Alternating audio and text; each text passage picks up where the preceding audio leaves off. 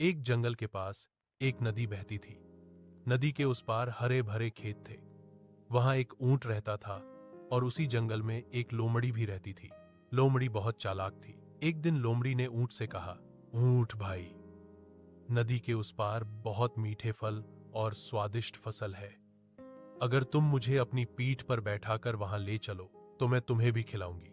ऊंट सीधा सादा था। वह मान गया और लोमड़ी को पीठ पर बैठाकर नदी पार करा दी।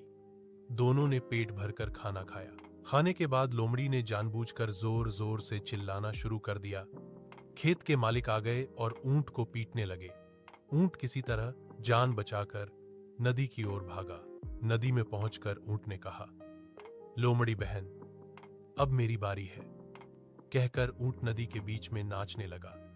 लोमड़ी डर गई और बोली, ऐसा मत करो, मैं डूब जाऊंगी। ऊंट बोला, जैसे तुम मजे के लिए चिल्लाई थी वैसे ही मैं भी मजे के लिए नाच रहा हूं।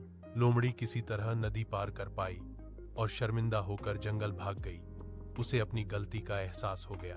सीख, जो दूसरों को धोखा देता है वही अंत में मुसीबत में पड़ता है।